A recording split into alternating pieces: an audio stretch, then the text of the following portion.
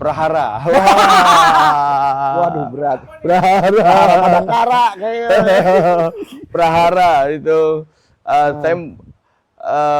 saya menceritakan tentang kerajaan-kerajaan sungai yang berjuang melawan industri. Wah, jadi serangan industri ini dalam bentuk kerajaan gitu saya. Itu fiksi, Kong? Fiksi. Oke. Iya, gitu. Di negara Konoha. Iya. 1, 2, 3 podcast sebaya Di action. Assalamualaikum warahmatullahi wabarakatuh. Waalaikumsalam warahmatullahi wabarakatuh. Om Swastiastu, Namo Buddhaya, Rahayu Rahayu, salam kebajikan, salam Pancasila selalu di hati seluruh bangsa Republik Indonesia ini. Alhamdulillah pada kesempatan ini dengan suasana yang berbeda. Oh, beda ya? Beda, lihat dong. Banyak warna sekarang, banyak angin. Dan juga banyak yang nonton juga nih sekarang, kan? Nggak kayak kemarin kita sendirian. Wah iya, makanya kita di tempat seseorang yang sangat spesial lagi.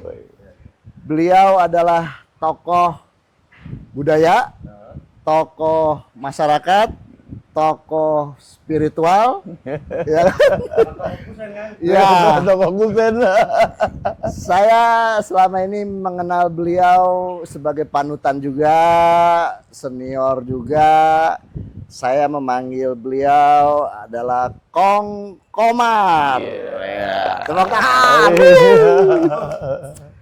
Alhamdulillah Kong, ini luar biasa Kong. Alhamdulillah, Herbul Alamin. Terima kasih Bang Wahyu udah datang ke sini. Siap, bahagia siap. saya. Kong, sebelum memperkenalkan lebih lanjut lagi, banyak pemirsa sebaya itu mungkin mengenal Kong Komar itu ada yang Komar Al Rashid, Komar siapa sih sebenarnya Kong, nama aslinya Kong? Iya, nama asli KTP mah Komarudin. Komarudin. Di rumah dipanggilnya Bang Udin gitu. Untung bukan Bang Otong. Iya. Nah, kalau di sekolahan baru panggil Bang Komar, Bang Komar. Tapi saya dengar ada yang ngambil Abah. Iya, di sini. Abah juga. Abah juga di sini kalau ketika mendirikan pondok pesantren baru tuh. Oke, luar biasa. Abah banyak yang manggil. Nah, pas nulis itu kan nama banyak tuh Komarudin Betai, Komarudin Hidayat, Profesor gitu ya. Makanya yang membedakan apa? Makanya saya tambahin Komarudin Ibnu Mikam gitu.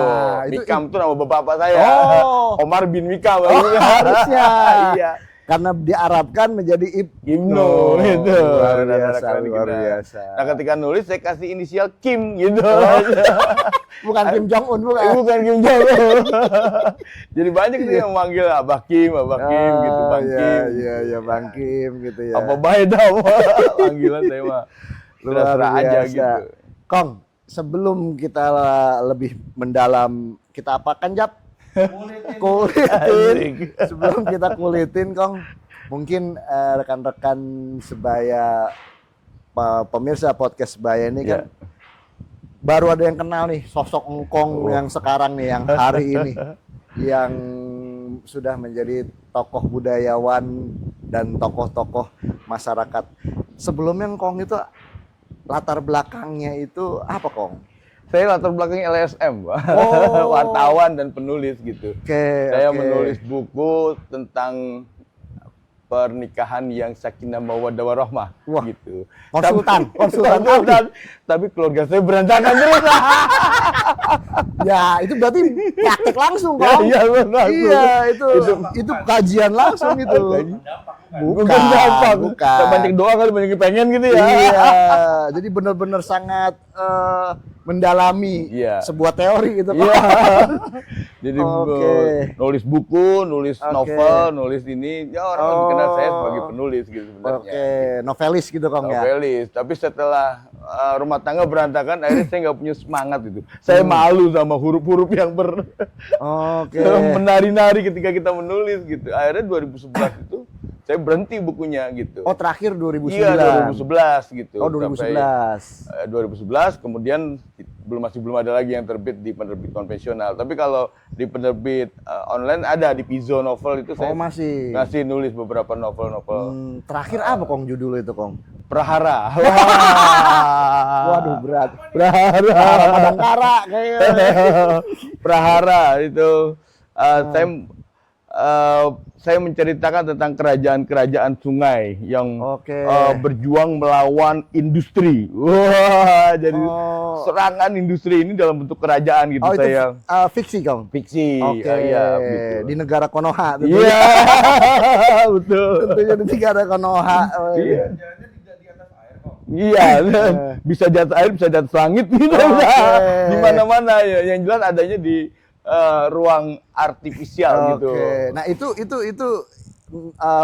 karya engkong yang memang ditulis untuk melihat kondisi keadaan sosial saat itu. Betul. Saya menceritakan ada kerajaan Kali Piket, kerajaan Kali Bekasi, gitu, Prahara, kerajaan Kali Bekasi kan judulnya. Jadi betapa saya bayangkan sungai-sungai itu sebagai kerajaan, ada kerajaan Kali Cibeet gitu, ada kerajaan Citarum gitu dan semuanya ini, dan yang menjadi musuh itu adalah industri gitu. Company itu mereka company itu.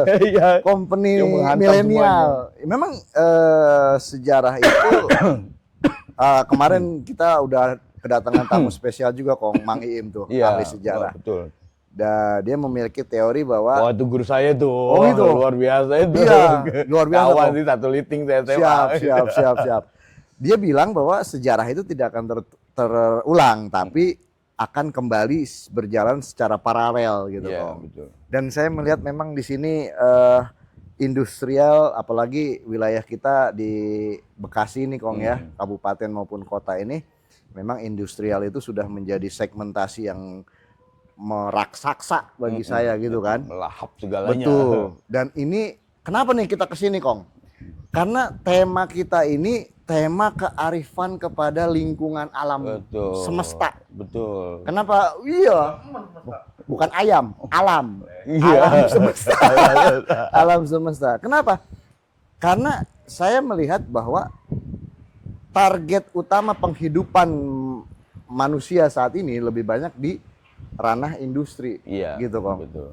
Dan saya ingat dengan melihat industri itu, ada sebuah kebalikannya nih. Ada seseorang yang hari ini berkecimpung, berdiri pada sebuah lokasi yang sangat dekat dengan alam.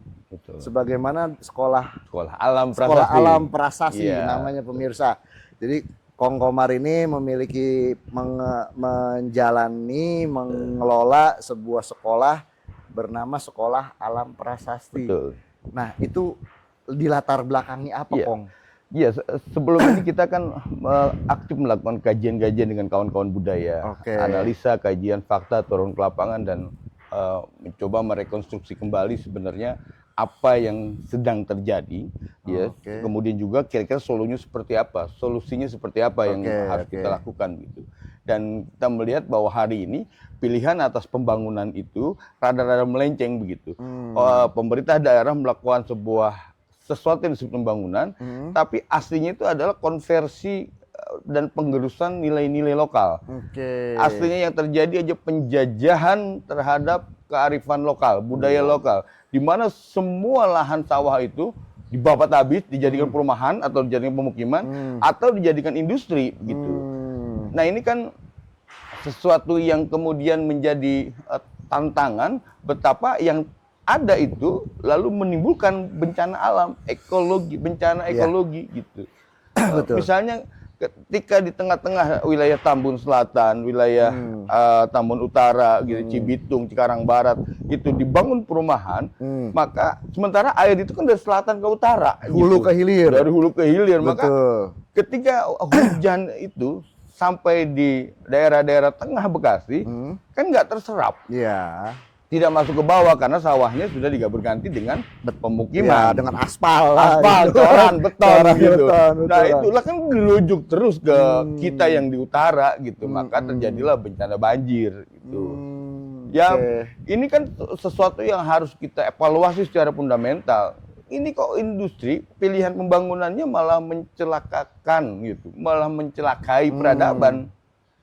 Malah kita dulu sebagai lumbung padi nasional, tapi sekarang sudah bergeser lagi menjadi apa gitu. Betul. Nah ini yang luar biasa prihatin selain bencana ekologi, sungai-sungai kita juga kan rusak. Sungai-sungai kita hancur gitu. Hitam legam, bau dan tidak bisa digunakan. Dulu sungai itu adalah urat nadi peradaban, urat nadi kehidupan. Kita hidup dari sungai gitu. Betul. Orang dulu dekat dengan kali bukan buat buang air besar, tapi ngambil air yang besar kan gitu ya. Sekarang kan orang dekat kali bikin sepiteng, saluran, buang air besar. Kalau dulu ngambil air besar, Kong. Betul. Ya iya, dan juga perumahan sekarang orang segmentasinya pengen punya rumah mewah. Iya. Dibangunlah rumah di sawah. Mepet ke sawah, mewah. Mepet sawah. Gitu. Aduh. Nah, artinya sekolah alam prestasi ini impian Kong Komar. Iya, jadi kita butuh suatu hal yang real, konkret, aplikatif gitu. Bagaimana kita membangun sesuatu gitu, atau kita mengkritisi sesuatu, tapi kita nggak punya contoh, kita nggak punya bukti konkret gitu. Betul. Dan bukan hanya sebatas teori saja. Batas teori dan wacana yang tidak bisa dirasakan secara langsung gitu. Nah makanya di sini saya coba praktekkan dengan sekecil dalam apapun gitu ya. Iya, kayak kecil gitu, dalam bentuk yang walaupun kecil gitu. Apa bahasa revolusi kecil kebudayaan gitu. Iya. Misalnya, kita anak-anak kita biasakan tidak bergantung pada gadget gitu. Nggak boleh anak-anak santri nggak boleh megang gadget gitu. Artinya biar dia berinteraksi dengan kawan, berinteraksi dengan sesama santri, dan juga berinteraksi dengan alam gitu, dan belajar bersama alam gitu. Dekat dengan sawah, dekat dengan pepohonan. Di sini juga kita tanam pohon-pohonan yang tidak pernah disengaja ditanam oleh orang-orang Bekasi. Ya kayak pohon dondong lanang kan nggak ada yang nanam. Di sini ada, Bang? Ada pun bintaro. Artinya di sini pelestarian flora juga, Kong, iya, ya? betul. Flora.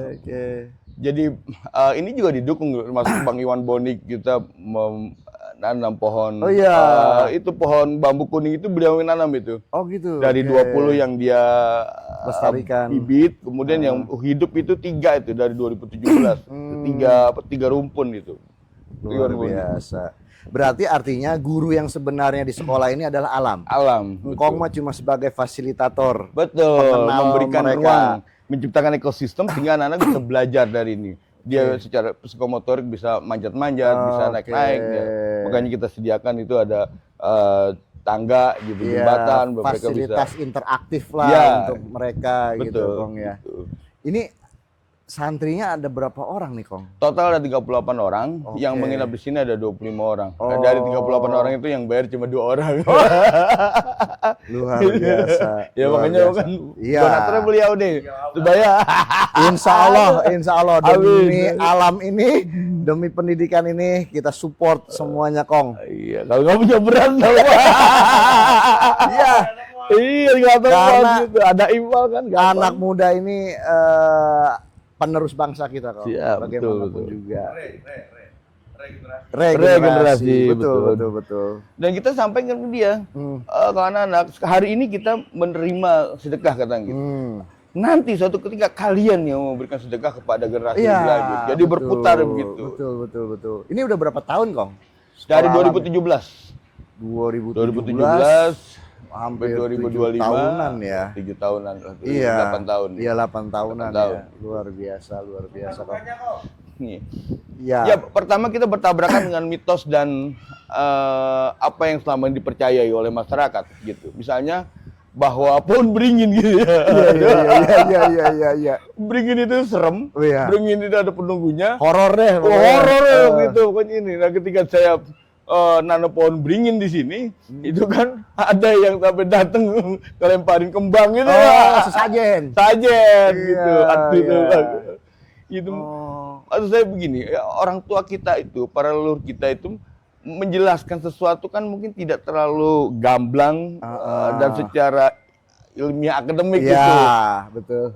Dia nggak paham tentang kecerdasan ekologis, tapi langsung praktekkan. Jangan ditebang itu pohon, angker, ada penunggunya, gitu kan. Padahal kalau ditebang panas.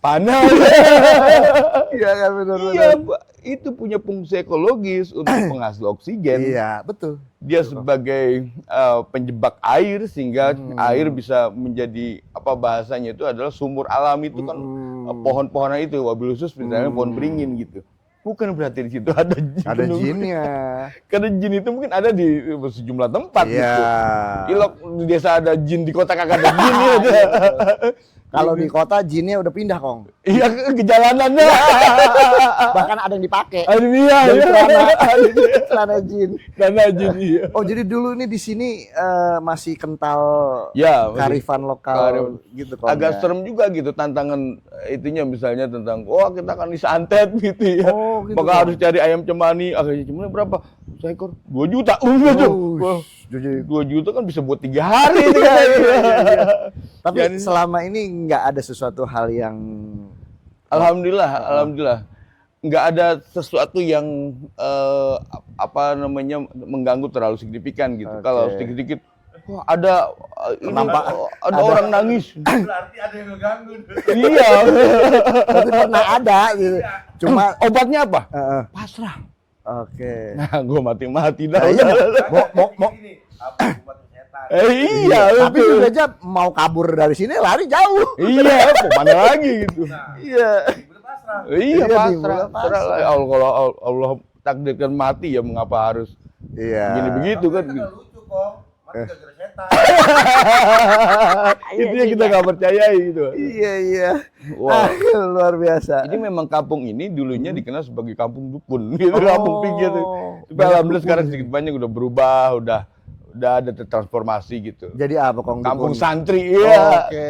Kampung budaya kan transisinya kemudian nanti kampung santri. Tapi dukunnya udah pada awalnya jadi insaf kampung ya. budaya ya gitu. Oke, luar biasa. Ini kampung dukun namanya. Bukan dikenalnya sebagai di luar gitu. Dikenalnya. Karena di sini banyak Kampung klinik lah Iya, gitu. gitu. Seperti itu. Ya wajar lah ini kan. Wah, pemirsa kalau jalan ke sini luar biasa lah. Dulu. Iya dulu. Ampul-ampul ada. Betul, Nyugrak betul, aja aja. Betul. Gitu. Nah itu tantangan utama coba. Jadi mitos masyarakat dan pemahaman masyarakat bahwa yang namanya sekolahan itu harus punya ruang kelas baru. Yang sekolahan itu harus Iya. Berseragam, pakai Iya. sepatu Oh, ini gitu mah kan. bebas ini. Bebas sekolah alam. Yang penting berguru Iya. kepada alam untuk kebaikan alam dan manusia di Betul, sekitarnya. gitu. Guru itu dia bisa menyampaikan, mentransfer ilmu dimanapun. Betul. Di bawah pun suku, di pinggir kali, pinggir sawah. Belajar tentang tanaman, belajar tentang padi, Oke. belajar tentang kehidupan begitu. Karena semesta adalah ruang kelas kita. Iya. Mantap. Kalau kayak begitu sama juga kayak punya guru Tarsan. Apa? Iya. Alam. Iya, jadi Iya. Tarsan itu adalah pribadi yang dididik oleh alam. Iya, gitu. betul. Cuma kan kemudian kehidupan modern ini mensyaratkan ijazah. Nah. Karena Tarzan tuh nggak punya ijazah gitu. Ah. Dianggapnya tidak berpendidikan. Tapi dia hebat, dia bisa beradaptasi di Ya, lingkungan. iya, Kong. Tapi Alam kalau terbuka. ngomong ijazah jangan kenceng-kenceng, Kong. Iya, kita nggak bahas ijazah ya. Iya. Iya. Tapi ini lulusannya berijazah? Berijazah, Oh, iya. karena kita menginduk ke sekolah-sekolah yang Oke, luar biasa. Kasih apa, Kong? Jadi A, B, C, Z.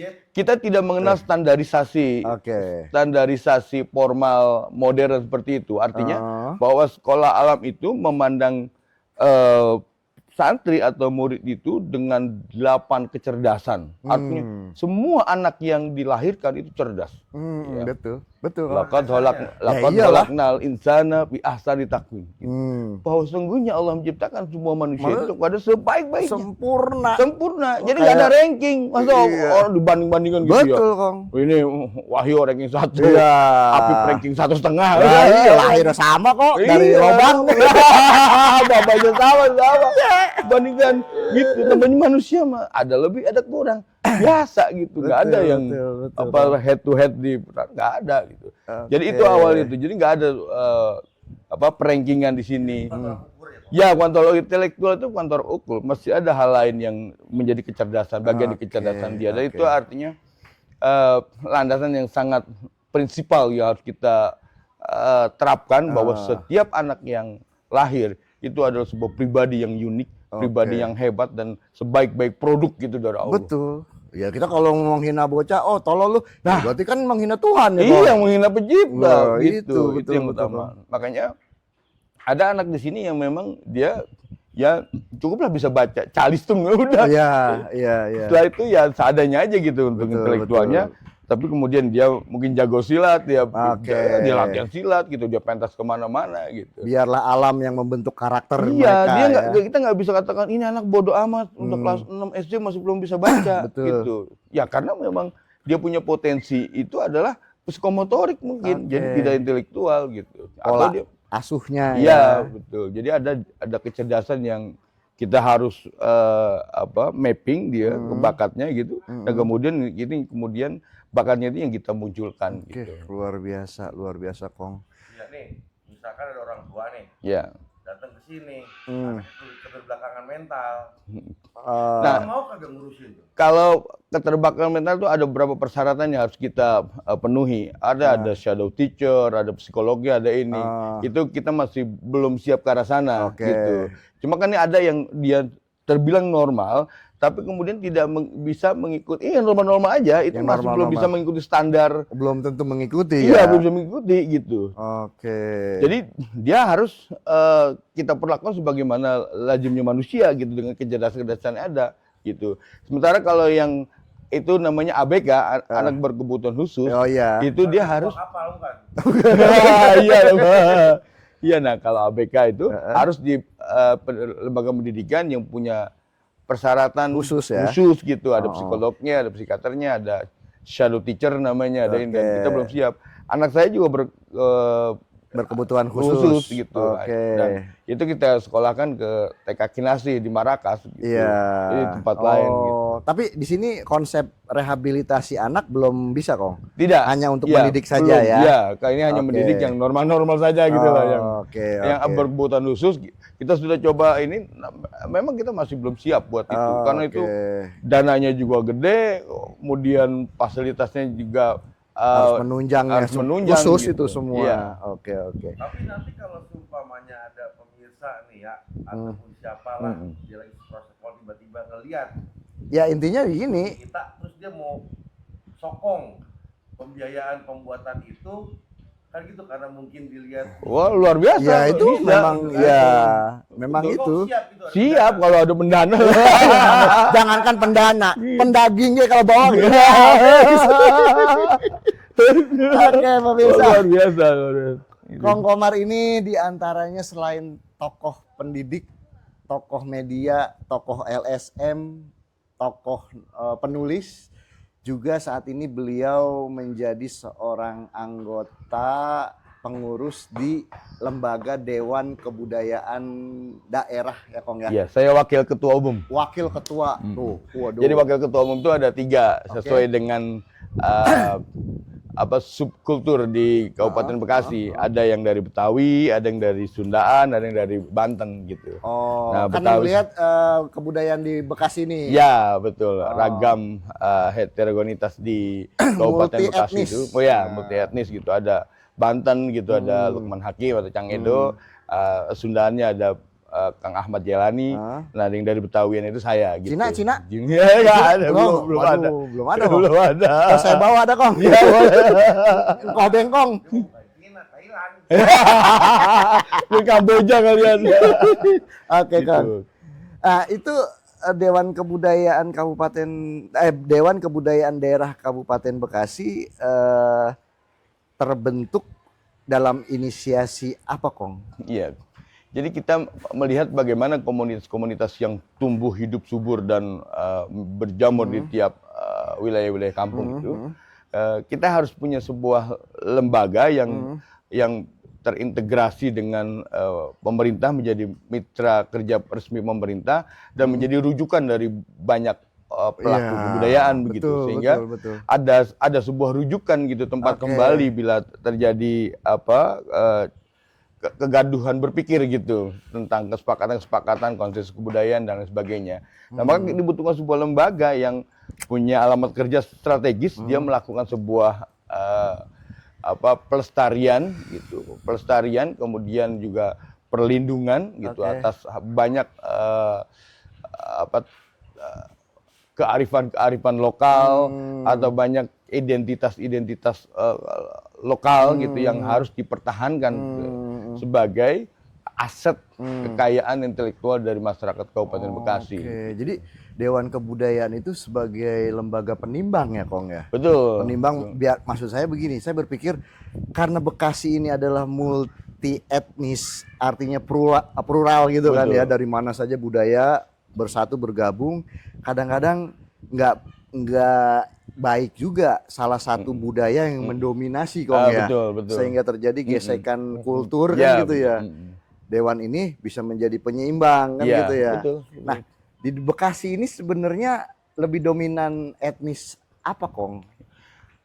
Tidak ada ada kata-kata dominan yang kita bisa faktualkan karena memang datanya tidak masuk gitu, karena ini kan masih semua perasaan gitu. Perasaan gitu. Harus perasaan nih budaya Betawi nih kan. Perasaan lu aja gitu kan. Kadang KDM ini Sundaan aja di ini dia, itu perasaan lu aja gitu ya. Mau ngapain gitu, semuanya juga biasa-biasa aja gitu. Artinya kita tidak dalam konteks melakukan atau menjustifikasi dominasi. Kita coba merawat yang sudah ada gitu, melindungi yang sudah ada dan membangun jati diri sebagai identitas lokal gitu, sehingga semuanya hidup, semuanya tumbuh gitu. Tidak ada yang terlalu mendominasi, tidak ada terlalu yang ini gitu. Yang penting semuanya hidup, tumbuh dan berkembang bersanding harmoni gitu. Karena ini adalah aset kita. Bagaimana kebudayaan kita seperti musik-musik tradisional itu bisa tumbuh. Bagaimana misalnya sanggar-sanggar tradisional itu bisa hidup gitu dan juga lestari. Itu kan menjadi tanggung jawab kita bersama. Kalau bukan kita tuh siapa lagi gitu melakukan hal seperti itu. Betul. Saatnya kita mengapresiasi semua dan menjadikan ini sebagai hasanah. Misalnya begini, tentang pengetahuan tradisional. Di masyarakat Gemu kan luar biasa gitu teknologi untuk pembuatan perahu. Oh iya, betul. Allah. Itu ya maaf cakap gitu ya. Coba kalau kita tandingkan dengan lulusan S1 teknik. Iya, teknik. Perkapalan lah. Ayo, waduh bikin perahu gitu. Cepet-cepetan pakai perahu kayu gitu. Itu saya kira ini kan yang harus dilestarikan, pengetahuan tradisional. Gitu, bagaimana bikin perahu, bagaimana perahu untuk medan, dan ternyata di laut dan sungai itu ada medannya juga gitu. Oh, jadi masih ada, Kong, pelaku pembuat perahu itu di sana. Betul. Gitu ya. Di Muara Gembong itu masih banyak gitu. Perajin-perajin yang punya keahlian secara turun-temurun, dan itu biasa satu keluarga itu turun-temurun. Bagaimana membuat perahu, dan itu sebuah teknologi lokal yang harus kita hargai. Ini andai kita punya uang, kita berhayal ya, punya uang, punya ini, kita modalin gitu. Iya, jangan kalah sama perahu karet. Benar kan gitu kan. Benar, perahu karet itu enggak Bekasi itu kan musim banjir, Kong ya. Betul. Perahu karet itu kalau udah kena bocor, kita harus punya pelampung gitu. Kalau buang pakai itu. Iya. Lah kalau misalnya perahu kayu kan itunya kalau bak terpecah dia bisa menjadi pelampung gitu, bisa menjadi ini buat rescue dia gitu. Itu kearifan lokalnya juga menyentuh pada hal-hal yang bersifat safety gitu. Luar biasa. Jadi belum tentu karya orang dulu itu tidak ada maksud, bahkan bisa melebihi daripada karya yang sekarang. Iya, kan gitu, Kong, ya? Betul. Apalagi misalnya perahu karet yang baju di perumahan. Nyangkut-nyangkut mulu, bisa tembus-tembus mulu, bocor mulu gitu. Betul, artinya kalau perahu kayu dia masih lebih kuat dia kebentur atau ini gitu dibanding perahu karet gitu. Itu kan kelebihan-kelebihannya ada. Nah, di Dewan Kebudayaan daerah ini, Kong, sudah cukup terbentuk 2 tahun, Kong ya? Iya, 2 tahun ya. SK-nya 2 tahun, zaman buat... Dani Ramdan waktu itu. Harapan-harapan Kong yang mungkin belum tercapai nih dari Dewan Kebudayaan ini. Apa sih, Kong? Saya pengen bagaimana ide-ide kebudayaan itu bisa merasuki setiap kebijakan. Jadi misalnya membangun jembatan, tapal batas, misalnya. betul, Kong. Bekasi, pagar gitu. Bekasi ini Coba Kong, mukanya di mana sih? Itu Kuan, mukanya di mana? Di mana mukanya? Depannya di mana? Depannya di mana Terus kan? ini perumahan apa pemukiman gitu ya? Nah, betul Kong. Di mana sawahnya gitu, di mana kearifan Iya, lokalnya iya. gitu. Jadi kayak Betul Kong. apa ya, masyarakat yang pakai baju kegedean sebenarnya atau kekecilan gitu kan nggak pas lah ini. Betul. Saya rasakan gitu. Nah, sekarang contoh Kong di daerah Tambun Kong. Gimana nih? Tambun Selatan sekarang. Selatan. Iya, Tambun Selatan. Tambun Selatan itu kalau orang, di mana tinggalnya? Greenwich. Ya. Wah, padahal mah itu kampung terenggilis kok. Tapi kan jalan apa? Jalan Boulevard. Iya. Perasaan dulu jalan Kampung 1 Iya. sama Kampung Buntu kan Ya, gitu. betul. Nah, itu kan artinya citra wilayah lokal itu kan tidak terangkat. Kong. Betul. Padahal mungkin orang tua kita, leluhur kita memberi nama sebuah tempat itu kan nggak asal-asalan Kong. Iya. Siapa tahu misalkan dulu kenapa disebut Kampung Terenggilis? Ya biar nggak ada banjir kali, nggak ada Iya. gempa Betul. gitu kan. Binatang. Ya, ya berarti biar nggak ada binatang itu kan gitu kan. Iya, atau di sini dulu banyak binatang terenggilis gitu. Seperti itu kan? gitu kan. Sehingga mestinya dilestarikan. Iya, gitu. ada nih di perumahan nih di jalur CBL ini.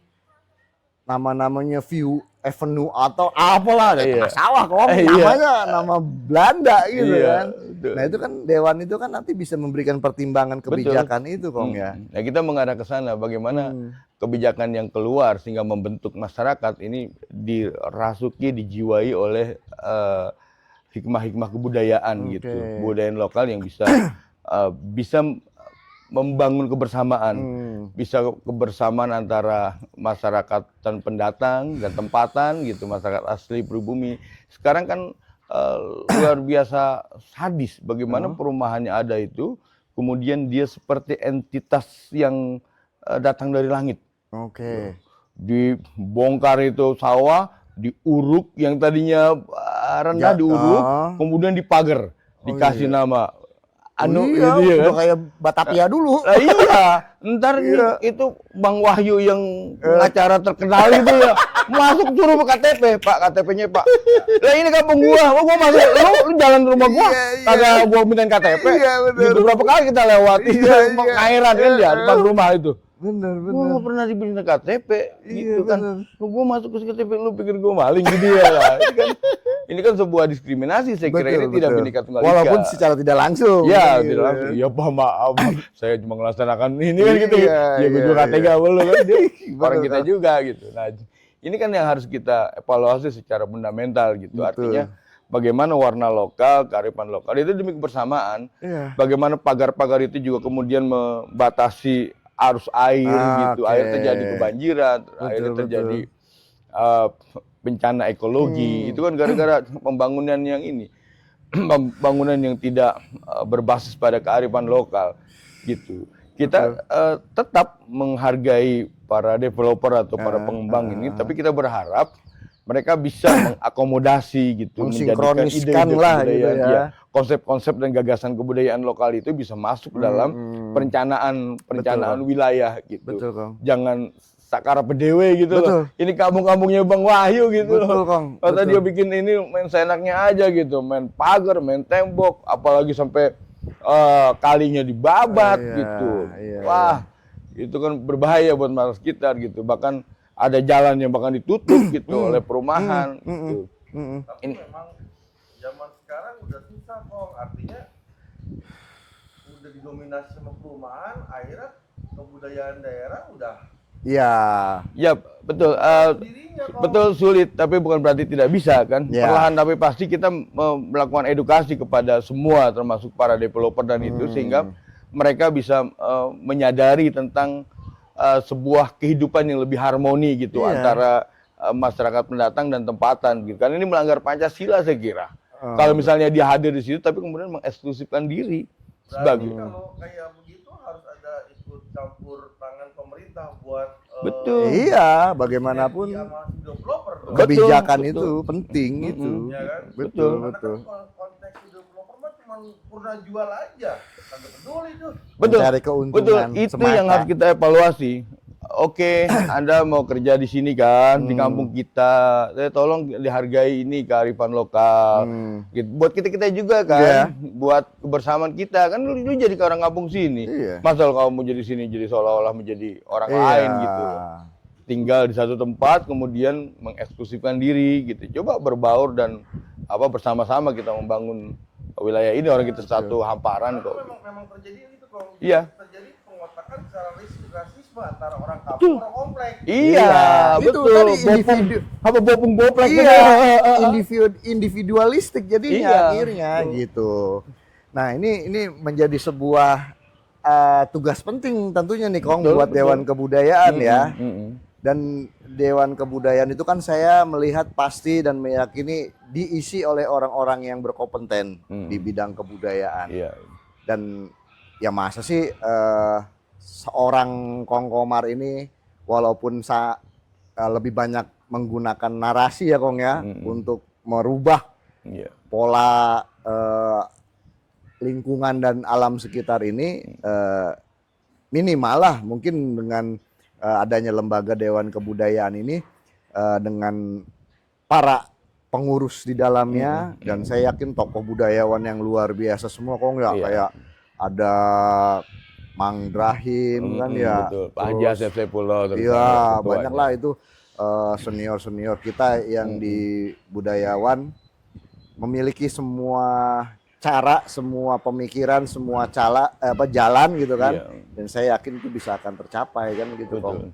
Ya, kita bergerak bersama gitu dengan kebersamaan untuk mengangkat dan melestarikan, melindungi dari kearifan lokal tadi, dan itu bekerja secara simultan dengan semua pihak. Makanya kita membuka diri secara masif gitu bahwa ini adalah rumah bersama, kita akan berkantor di Gedung Juang, dan itu menjadi tempat yang siapa saja bisa datang, siapa saja bisa ini. Ya Kong Guntur kan pernah juga kan. Kong Guntur juga anggota? Ya, dia Dewan Pakar. Oh, Dewan Pakar. Wah, Kong Dewan Pakar Kong. Dewan Pakar beliau. Orang hebat. Iya. Iya. Kita udah undang Kong Guntur. Oh iya, udah. Lucu banget itu Kong Guntur. Benar. Itu orang tua kita itu kita lestarikan. Iya.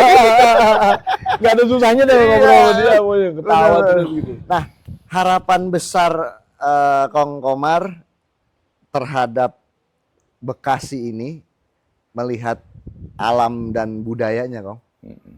Itu apa Kong? Apakah harus bikin sebuah bangunan pusat center atau memasukkan keilmuan kebudayaan menjadi ekstrakurikuler atau apa Kong? Ya, itu salah satunya begitu. Yang penting saya kira terjadi sebuah kehidupan yang harmoni. Itu kan inti dari ultimate goal dari kebudayaan itu, terciptanya masyarakat yang tertib. Masyarakat yang guyup gitu, masyarakat yang harmoni. Kita bisa bahagia dengan sederhana, kita bisa berinteraksi dengan masyarakat secara apa adanya lah gitu, tidak melihat kasta, tidak melihat ini, bahwa kita setara gitu semuanya. Kita pengen begitu sehingga tidak ada terjadi sebuah konflik identitas, tidak terjadi gegar budaya gitu ya. Cultural shock gitu, dari negara budaya seperti diceritakan oleh Bang Wahyu kan ya, bagaimana masyarakat asli malu untuk menyatakan dirinya dari kampung Kiara Gedung, dari kampung Pasir Gombal gitu. Itu tadi ada kampung pinggir rawa. Kampung pinggir rawa gitu. Jadi itu krisis identitas gitu. Kalau krisis identitas, persoalannya nanti energi kreativitasnya tidak tereksplorasi dengan baik, tidak keluar gitu, tidak jadi sesuatu yang karya untuk peradaban ini gitu. Kita berharap anak-anak Bekasi ya tampil apa adanya.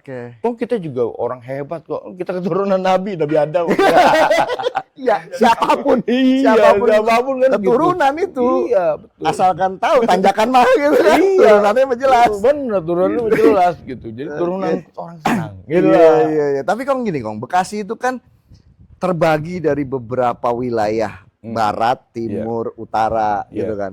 Ya kita ketahui lah di arah selatan Sunda, utara Melayu, Betawi kan gitu. Jadi artinya ada batasan walaupun tidak tercatat di dalam peta wilayah yang sangat jelas, oh ini wilayah Sunda, oh ini wilayah Melayu atau Betawi itu kan. Ini menjadi sebuah dinamika di wilayah Kabupaten Bekasi yang menurut saya unik Kong ya. Dibandingin misalkan sama Purwakarta gitu. Mohon maaf gitu Kong ya. Kalau Purwakarta jelas Sunda kan kan ketahuan, oh yang ngomongnya bukan Sunda berarti pendatang. Udah ketahuan saja. Tapi kalau di Bekasi ini kan nggak bisa seperti itu Kong gitu ya. Nah, kearifan inilah yang harus mungkin yang akan dirumuskan oleh Dewan Kebudayaan itu ya Kong ya. Biar tadi tuh tidak terjadi degradasi kultur sehingga saling mendominasi dan saling mengaku gitu kan. Bahwa Bekasi ini bukan punya orang Sunda semata, bukan orang Betawi semata kan gitu Kong ya. Di Kabupaten Bekasi itu ada 5 etnis yang melandasi. Yang pertama itu ya Sunda, Betawi, Melayu Betawi, kemudian Banten, kemudian Cirebon dan Jawa gitu. Ini adalah 5 etnik yang memang menjadi pondasi kebudayaan Kabupaten Bekasi begitu. Ini peta budaya gitu, peta kebudayaan dari kita yang memang sulit secara faktual itu ditentukan karena sudah kawin mawin dan baur membaur gitu.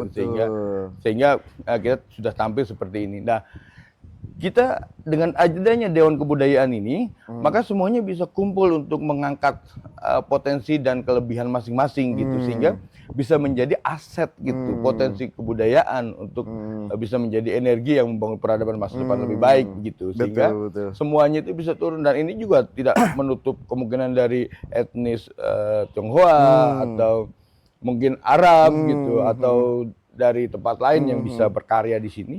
Ya ayo kita ini yang penting kita harmoni kan, sama-sama memuliakan dan membahagiakan. Itu intinya, sehingga padahal simpel aja gitu ya. Begitu datang kemarin dari Padang di Gedung Juang kan nggak ada cara. Oh, kita sangat apresiasi perkumpulan komunitas Padang gitu itu udah di Gedung Juang kan melakukan. Oke, ketemu kita ngobrol, kita sangat apresiasi, ayo kita dukung.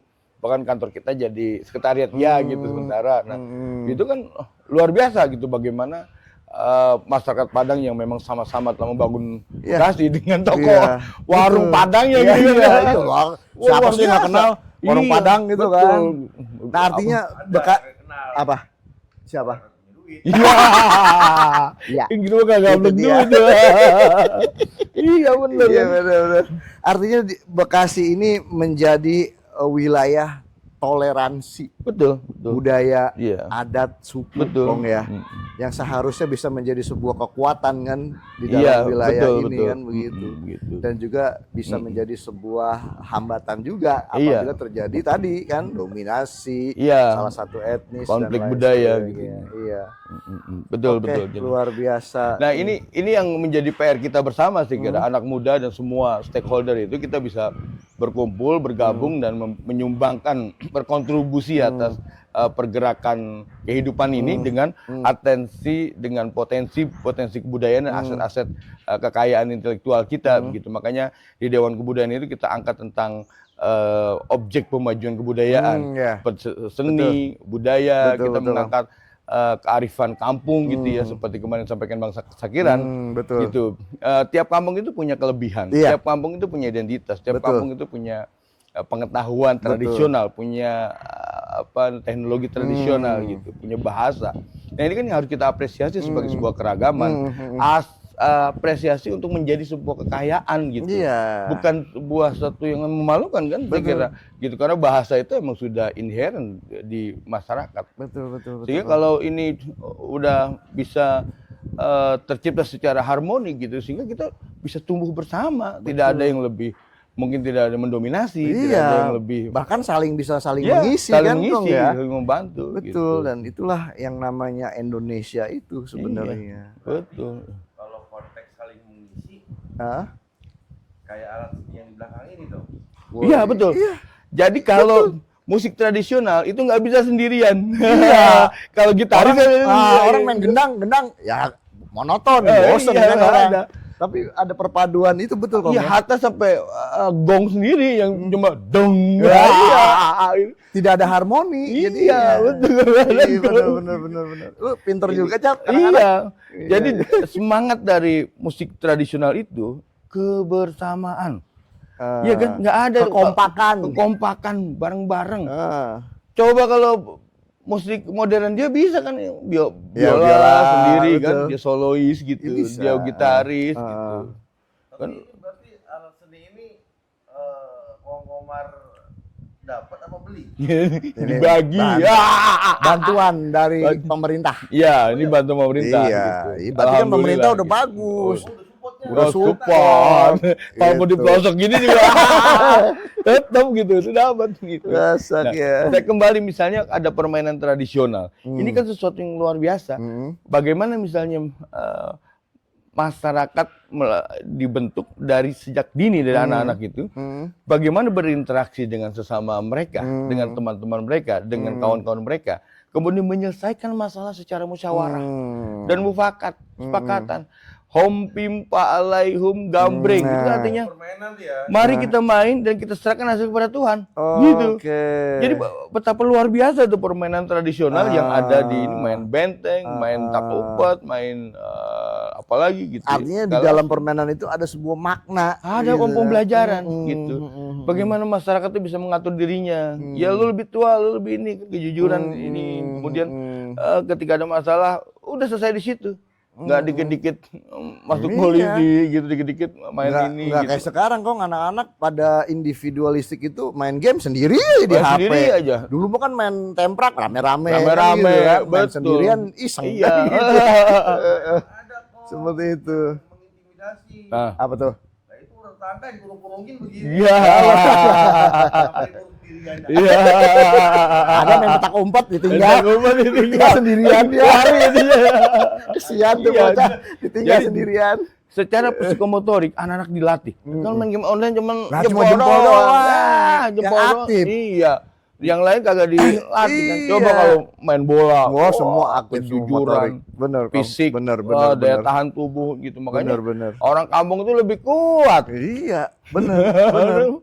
Latihannya kita bukan cuma jempol doang yang dilatih, tapi semua kan. Iya, makanya kalau mau sehat ya jadi bocah kampung. Bocah kampung, naik terus juga nggak ada dikit-dikit sakit. Iya. Jangan hujan-hujanan lu, dong dan masuk angin. Iya, Gitu. hitam lu panas. Itu panas. Wah di sini mah kalau hujan, ayo hujan main hujan-hujanan, rahmat dari Allah. Iya, betul. Jadi anak-anak kuat, nggak dikit-dikit sakit, nggak ringkih gitu. Betul. Ada acaranya si Bolang, keren dong. Oh keren Ya, itu bagus contoh mengenalkan. salah satunya pengenalan ke alam kan gitu. Iya.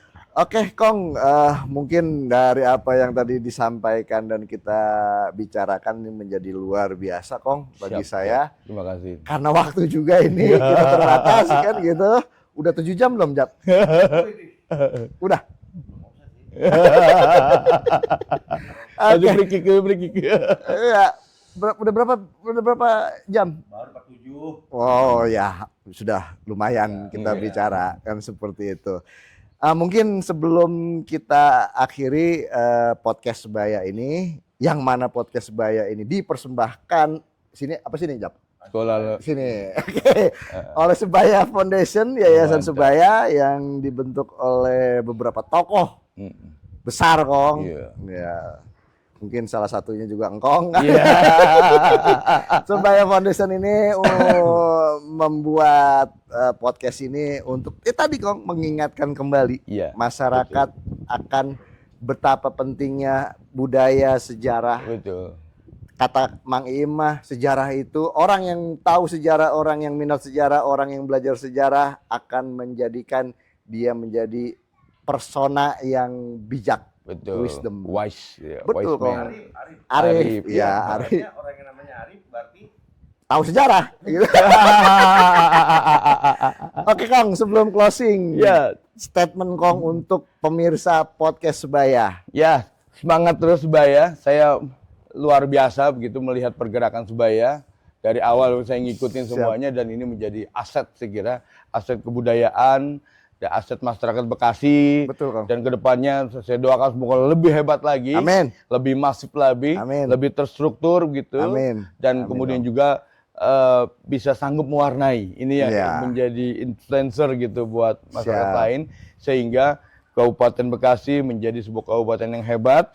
Harus, gitu. Kong. Maju tanpa harus meninggalkan gitu loh. Iya. Hebat tanpa harus ada yang tindas gitu. Betul. Itu yang Sejahtera penting. tanpa memiskinkan. Betul, sejahtera tanpa perlu ada yang miskin Iya. gitu. Jadi ayo kita kaya bareng gitu. Biar nggak ada rampok. Iya, biar nggak ada rampok, ayo kita bahagia kan. Iya. Gitu. Lah kan sakit kalau ngelihat orang senang susah, orang Nah, iya. orang susah senang gitu. Iya. Itu sakit berarti kita menjadi masyarakat yang sehat gitu, di mana melihat kemajuan itu sebagai sebuah kehebatan dan kebanggaan kebahagiaan kita juga gitu. Jadi Siap.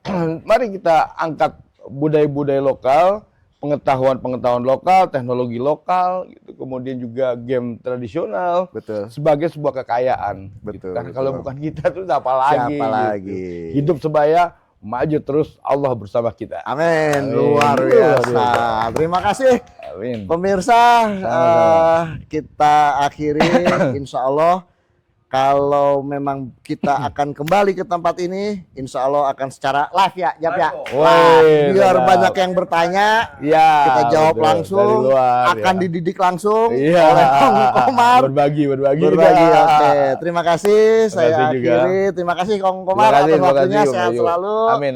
Saya akhiri dengan mengucap wassalamualaikum warahmatullahi wabarakatuh. Waalaikumsalam warahmatullahi wabarakatuh. Terima kasih.